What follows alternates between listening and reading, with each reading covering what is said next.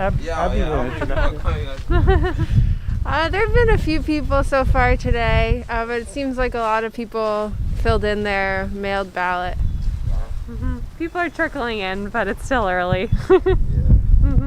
Yeah, I think during this time, it's really important to get out and voice your opinion. And voting is the best way to, I think, enact change to our community and broader U.S. environment. Why did you come out to vote? I actually mailed in my ballot, but I would have come out here to vote. I'm coming out here today to hold a tiki, and I voted for Weinberger for mayor. And I'm happy with all that, and I hope you see a lot of people today. Well, specifically today, obviously, there's a lot of local elections happening, but also the issue around no-cause eviction. I'm a landlord in Burlington, and I don't know that people really realize what the impact of that could have on our community in the long run. So that was an important cause for me today. I wanted to make a difference here, so. My last question is, do you have any strong feeling of any candidate? I'm really supportive of Max. I think that he has some really good ideologies, and I just really think that he's going to do a really good job. Well, it's an amazing opportunity to have input into the things that will affect my life and everyone else's life in my community. So I'm very excited to re-elect Perry Freeman for City Council for the Central District. I think they are doing incredible work around economic justice and racial justice, climate justice, and I want to see them get to continue doing that. Oliver, my question is just what make you come out to vote? Particularly here in Burlington, we have a lot of opportunities for progressive change, both in all the ballot items and in the progressive candidates who are running. And so we're really lucky here that we have this opportunity to make a better future through our votes. So we've had probably about 50 people come in. It's been unusually slow, but the tally inside is about 922, and that includes all the absentee ballots as well. I guess some of the reasons that I'm voting today are I'm looking for change in the Burlington area, and I think that my vote matters, and yeah. I think that the students in the area have a lot of pull because there's so many of us, and one of the bills on the ballot today is about renting, and we're both renters, so I think that that's an important reason to come out and vote today. First got involved as a University of Vermont student in local elections. I actually didn't vote in the first presidential election because it didn't attract me, it didn't interest me enough. I didn't think I made a difference, and then I became a student at University of Vermont, and Bernie Sanders was our mayor, and that's why I started voting. I really was happy to see that we have questions on the ballot which really impact people's lives and matter to people a lot, and that means a lot to me. All right, thank you so much. Yeah, sure. Thank you. Thank you, Megan O'Rourke and Olivia Alamasi with the exit voices from the Central District today. It certainly was a chilly one out there today. Thank you for joining us. This is live at 5:25 on Town Meeting Television, where we're preparing in an hour and a half. The polling will be finished, and we'll be starting to present you the results tonight. I'm Mark Johnson here along with Diane Meyerhoff. And Diane, what a strange year, what a strange town meeting, but we certainly have some really interesting items and some interesting elections. Let's start in Burlington. Absolutely, because what are we looking at? We're looking at the mayor's race, right? I mean, that's the big story, I think, for Burlington. So obviously, Democratic incumbent Murrow Weinberger is trying to retain his seat. I think this is his third term, if I have that right. Going for his fourth, yep. For his fourth term, yep. And major competitors, Max Tracy, President of the City Council, progressive from Ward 2, right? And also Ali Jiang, who is a councilor from the New North End. So the council is very busy trying to take away Murrow Weinberger's seat. And in both of their cases, the challengers, they're not up for re-election, so they will retain their seats if they are not successful in unseating Weinberger. That's right. So no worry about for those parties losing those seats, which is kind of that's often an interesting dynamic in these races. Right. But in this case, that's absolutely true. Yeah, right. yeah. And there's actually all the candidates. So even though the ones we didn't mention, Will Emmons, Kevin McGrath, Hike Bedrosian, who I wanted to mention, in 1995 was the youngest elected city councilor at 22 years old. Yep. Served for 2 years. Yep. Ran for mayor at one point. That's right. Yep. Ran for mayor as well. Had a credible bid, wasn't successful, and is now back, as you say, in politics. Yep. We do have 4 interesting races in Burlington. We do, for city council, yes. So we have one uncontested, the East District. Jack Hansen will return, a progressive. And then we have the new North End, which Franklin Paulino, the Democrat, has vacated his seat. So we've got two candidates there. Up there they are, Keenan Christensen and Mark Barlow. And Keenan is running as a Dem Prog. Mark Barlow is running as an independent. But there are some interesting endorsements and such, which we'll talk about later on in the show, I'm sure. And a full ballot, too. And a full ballot. That's right. That's right. And a full bunch of ballot items.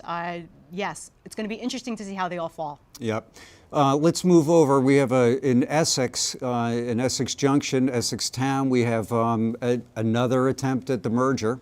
A 20th attempt, someone told me? Yeah. 20 times, yeah. So interesting. So the village has already voted in favor of the merger. This is the chance for the town to vote as well. Any predictions? Do you even want to try? Yeah, it has been successful before. Yep. It's a really interesting argument. There have been communities in the past that have decided to separate. These two are, again, as you say, making another attempt to work together here. Yep. I mean, the real dynamic, it's easy for the Essex Junction people to vote in favor of it, but the town, which includes the people in the village as well, too, this will be interesting. So those are, I think, probably our 2 big stories tonight. What else in Chittenden County are we going to be keeping an eye on? So we're going to also look at the Champlain Water District. They have a bond out there for $1 million for capital improvements. That's 8 communities, I believe, in the county. Everybody almost but Burlington, right. Except for Burlington. So that'll be interesting to look at. Obviously, money's cheap. This is a good time to do that. It won't raise, apparently, rates at all. So that's what we're hearing for that one. And then there's town budgets, school budgets, mostly pretty small increases across the board. I think everyone realized this was not a time to put big items on the agenda. Right. So I think we'll see those being smaller, and we'll see if the people go for them. It's been a tough year for everyone. Yeah. Yeah. One item I know down in Richmond is in a few other communities as well, to this whole idea of commercial retail sales of pot. That's right, the cannabis bill, yes. So the legislature has passed the legislation, but you have to opt in. So a number of municipalities are trying to opt in with this. And I think it's still a long way off, right? Because there's not even a committee put together yet that's going to make the rules, a commission to make the rules about how this is all going to happen, where you can sell cannabis, where you can't. There's a lot yet to do. So it's a ways off, but a number of the communities are in now, trying to get in now. Right. Yeah. As we mentioned, it is an unusual year. The campaigning was certainly not what it was before. Our coverage tonight will be a little bit different. It isn't quite like the Golden Globes, where Diane looked like we're sitting right next to one another. We're a good 6 feet apart here. That's actually how far we really are apart. Exactly, yeah. So we'll keep you apprised on how things are going to proceed as we go along tonight. We're going to head now and check in with the Secretary of State, Jim Kondos, and who spoke with some of the students with My Brother's Keeper. Another question is, how is town meeting this different because of the pandemic? Well, we recognized early on that it was going to be different. Obviously, last year, when the pandemic first hit us, we set in place, working with the legislature, they allowed me to have some flexibility in changing some of the laws that we had to help protect voters. And so we set some ground rules, if you want to call them, for the towns back in March of last year. I think we all thought that the pandemic would be by, we wouldn't have to deal with it after November. And obviously it reared its ugly head again, and we had to do something. So right after the November election, we began working with the governor's office, with the town clerks, with the Vermont League of Cities and Towns, and legislative leaders to come up with a, if you want to call it, a menu of options that towns could use for this year. Remember, we have 3 overriding principles that we use when we were making any decision. 1 is to protect voting rights of every eligible Vermonter. 2, to protect the health and safety of every Vermonter, not just the voters, but also the town clerks and the workers at the polls. And 3, to protect the integrity of our election. So it was a constant tug of war, in essence, to make sure that we could make sure that we were following those principles to ensure the integrity of our elections, but while protecting people. And for instance, this year, we allowed some towns who have what they call a town meeting, where they actually vote from the floor. We allowed them to change to a ballot so that they could vote by ballot instead.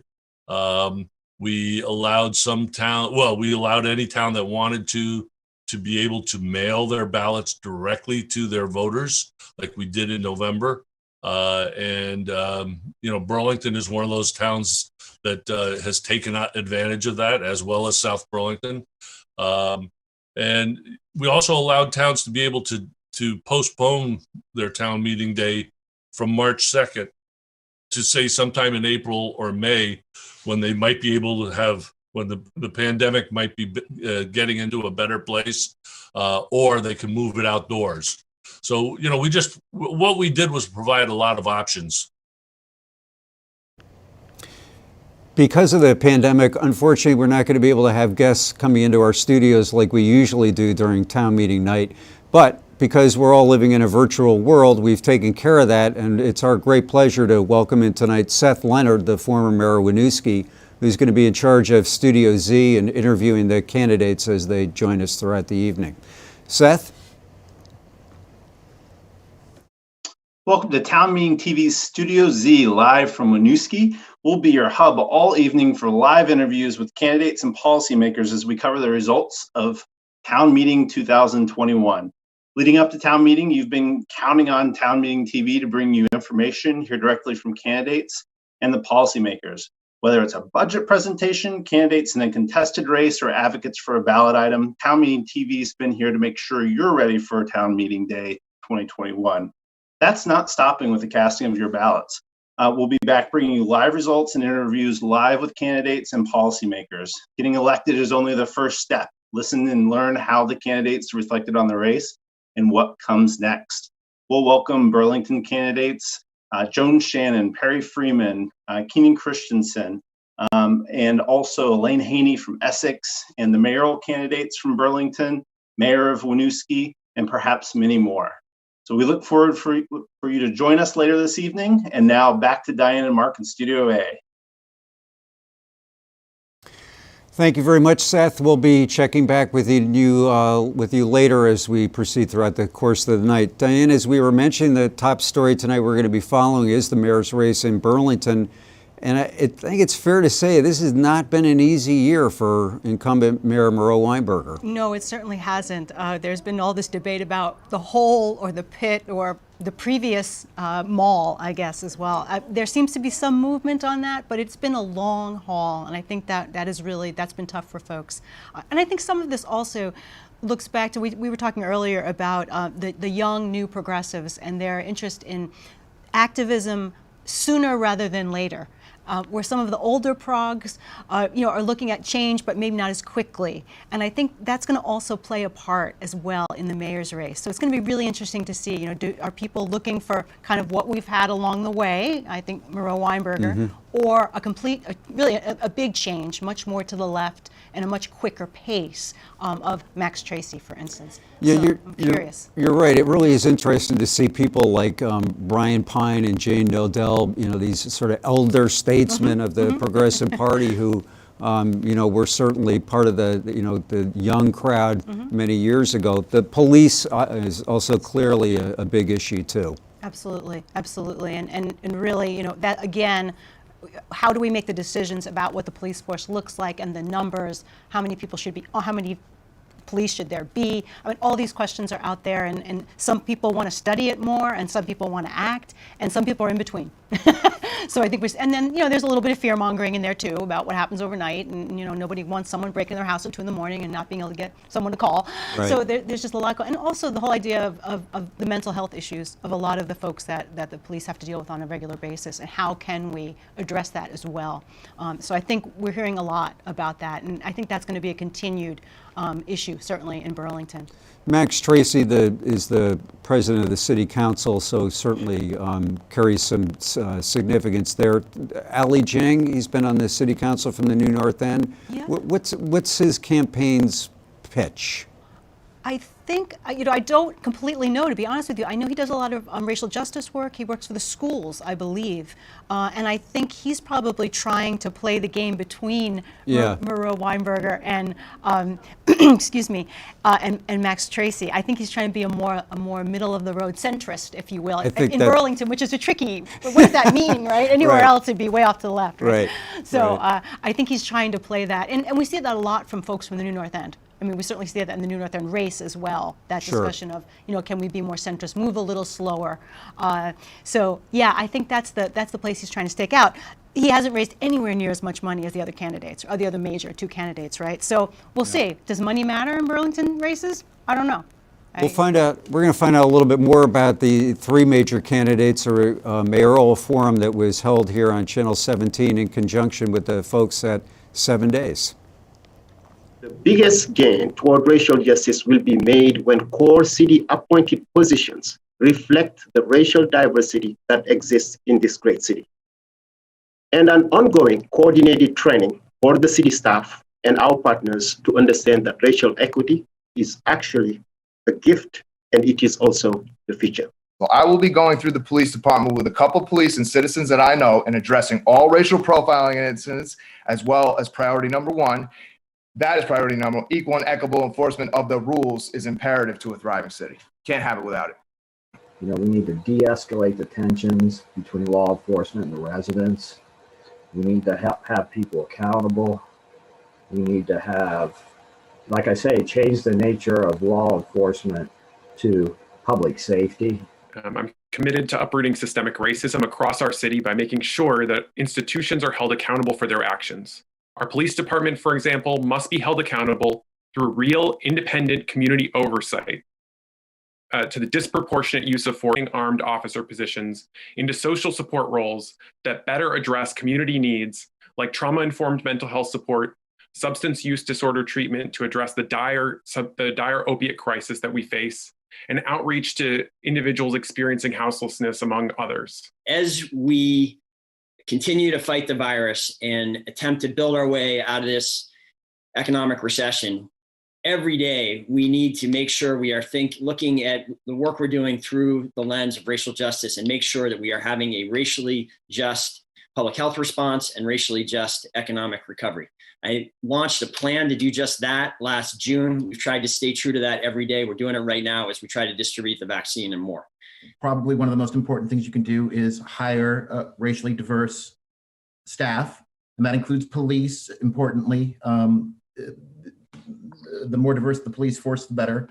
And I think the city should continue to utilize and strengthen its relationships with organizations like the Africans Living in Vermont, the Joint Urban Ministry Project, Boys and Girls Club. I'll focus on the 3 Ps of a progressive housing agenda to produce new housing with a specific emphasis on homes that serve low and moderate income families, preserving existing housing stock of affordable housing, and protecting those who are marginalized and vulnerable through expanding tenant protections. Bring in new business, encourage new business, show businesses how to stay open. That's going to encourage tenants and ownership units, more building of ownership units, which will also benefit contractors that are currently building rental units, primarily in the city of Burlington.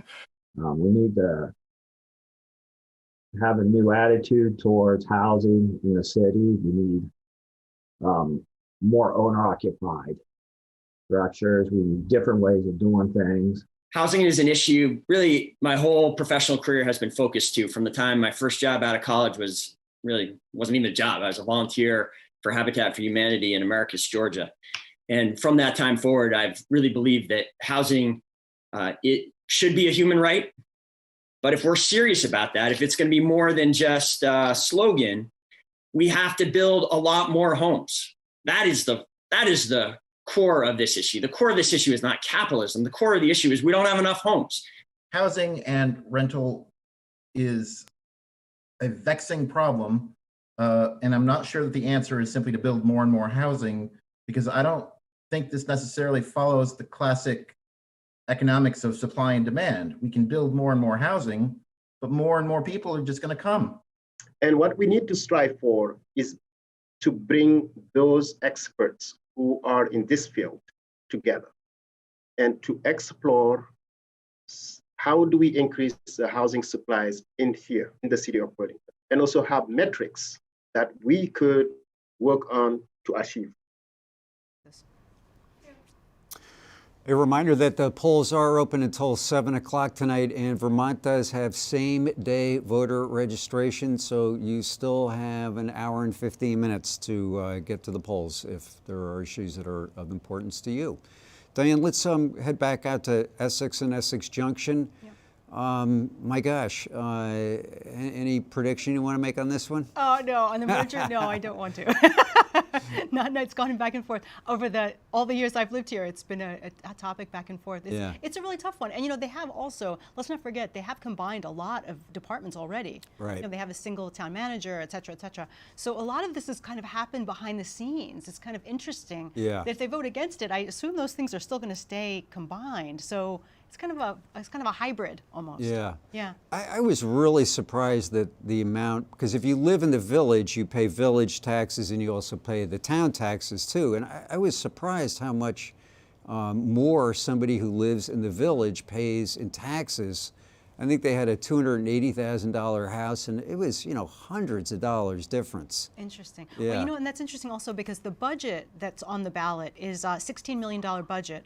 And it's a 4% increase in the village and a 1.7% increase in the town, significantly less in the town. Yeah. Yeah. Well, they've come up with some sort of plan, which I hope nobody asks us to explain, where they have somehow smoothed out the effect of this. Okay. So it isn't an abrupt change, and they've spread it out over 12 years. Okay. So that may be part of the reason why it's not as significant. Right. There's also some elected offices in Essex and Essex Junction too. There are 2 select board seats, and they are both contested. So incumbent Elaine Haney, she's looking at a second term, and she faces Tracy Delphia and for a 3-year seat. And I actually did the form for them. Tracy is an info technologist for the state, and she's also on the zoning board, and she talked a lot about increasing transparency in government. That's her angle, if you will, on that particular seat. There's another seat that's only a 1-year seat, and Dawn Hill-Flory was appointed to that seat when someone else stepped down. She's a woman, she's active in the town government, she's retired. She's facing Mark Nadeau, who hasn't responded. We haven't gotten much information from him, but that is also another contested seat in Essex, along with, of course, everyone's looking at the merger, right? Yeah, yeah. Interesting that there's some real competition out there. I mean, even here in Burlington, there's an uncontested city council seat, so that's encouraging to hear. Yeah, and this year also not having to have signatures to get on the ballot, I think that is maybe why at least in Burlington, the mayoral candidates, there's such a wide number of folks. But then none of the school board seats are contested. Right. So it's an interesting, I can't quite put my finger on what's going on, to be honest. Yep. We're going to hear from some more people out at the polls. We're going to head out to Exit Voices in Essex. I think it's just, I've always voted in person, and there's something real about being here and filling out the ballot. So it's relatively quiet. I felt totally safe doing so, and it's just sort of a tradition I have liked to keep. I got here to vote today. Just to vote on the merger. So I didn't believe the merger was the thing that we wanted. what I read and what I heard. So I voted against the merger. Well, definitely the merger is, I think, on everyone's mind. So that was definitely an issue that was important to me. Well, the budget, I went yes on the budget. I felt that was probably okay. And I went yes on the bond as well.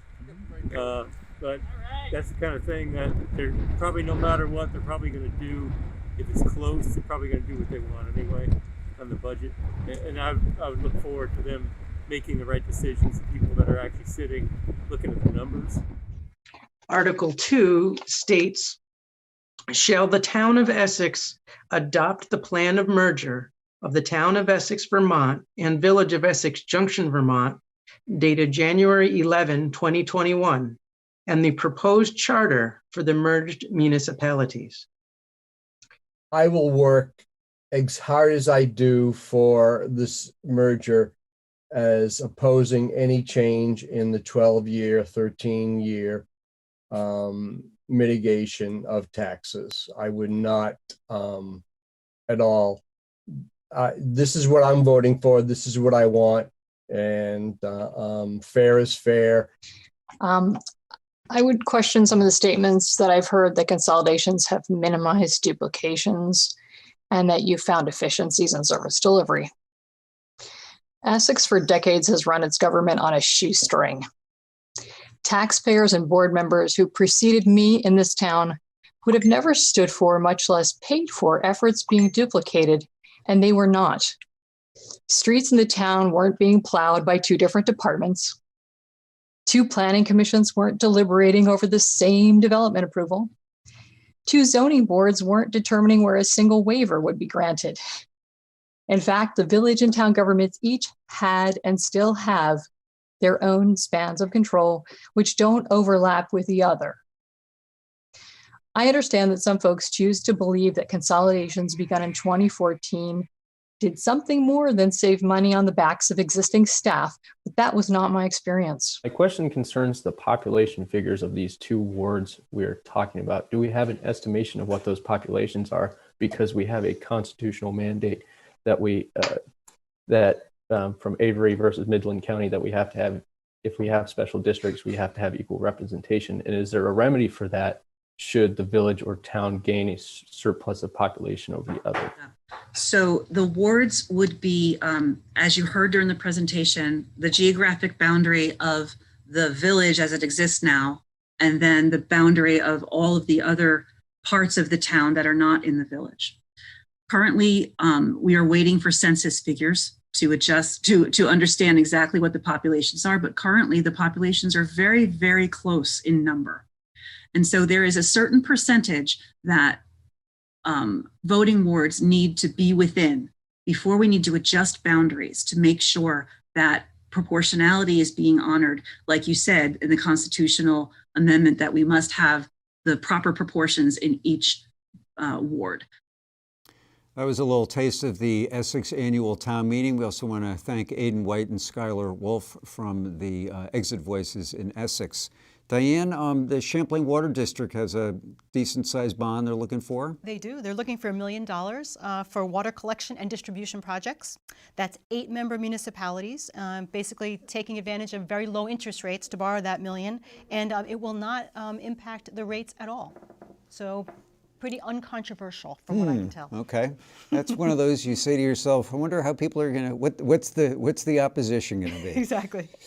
We will be carrying results for you throughout the course of the night. We encourage you to stay tuned here at Channel 7 or at Town Meeting Television.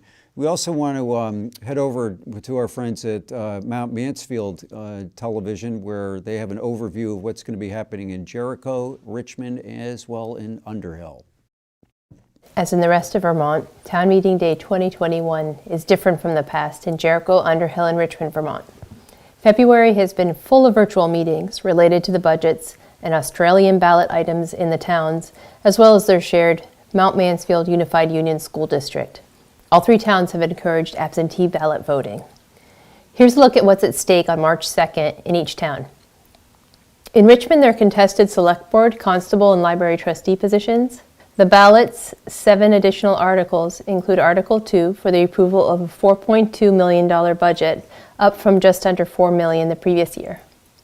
Article 3 is for the purchase of a dump truck not to exceed $110,000. Article 4 has to do with formalizing the establishment of a town center reserve fund, which was created through rent paid by town center tenants in the past. Article 5 is related to the fund and future town center tenant payments. Article 6 has to do with the approval of cannabis retail in the town. Article 7, which has been on the ballot for several years, asked voters if they would approve funding the Conservation Reserve Fund through a cent on municipal tax.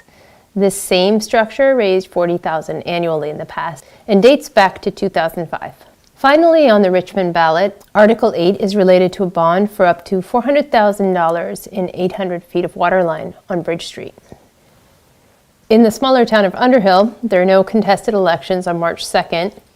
Article 3 proposes a $1.28 million town budget, up from $1.18 the previous fiscal year, while Article 4 looks for approval of a highway fund expenditure to the tune of $2 million, down from $2.87 million the previous year.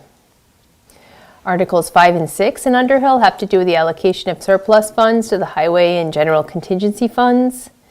Article 7 seeks funds for up to $180,000 for a dump truck, while Article 8 and 9, if approved, would establish a tree warden reserve fund. That article is in part inspired by the ash borer insect issue. The most controversial of the articles on the Underhill ballot is Article 10, which would establish a change in the town charter to allow for an elected town officer to be removed from office through a petition, with 15% of the population signing, followed by a majority vote. This followed a turbulent year on Underhill Select Board, currently made up of Dan Steinbauer, Robert Stone, and Peter Duval. Finally, in Jericho 2, town business is being decided via Australia ballot this year. Apart from articles related to the approval of the $3.74 million budget, up from $3.65 million in fiscal year 21, and the town's portion of the Underhill Jericho Fire Department, there are two key articles to keep an eye on. Article 1 in Jericho is a non-binding advisory vote authorizing the Jericho Select Board to work with the Vermont Land Trust for a conservation easement over the majority of the Mobbs Farm property, which the town owns. Mobbs Farm is made up of forest, meadows, and varied habitats with miles of trails for public use. This article's purpose, as the ballot states, is, quote, for the purpose of protecting its natural resources, wildlife habitat, trails, recreational and educational opportunities, productive farmland and forest land, and scenic value. Another item which in the past would have led to discussion is Article 4, which is focused on creating a reserve fund through a tax for capital improvements to the Old Red Mill local landmark. This would establish a fund for inevitable future repairs for the mill, which currently has major structural issues. The Jericho ballot has one contested election, with longtime Select Board member Timothy Nolte on the ballot, along with newcomer Eric Johnson.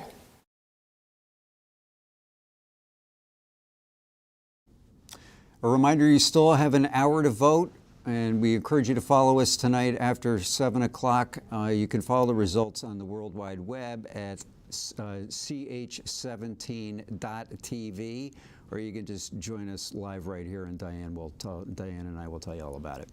That's going to wrap things up for here right now, live at 5:25. We'll be back in about an hour. Thanks for joining us.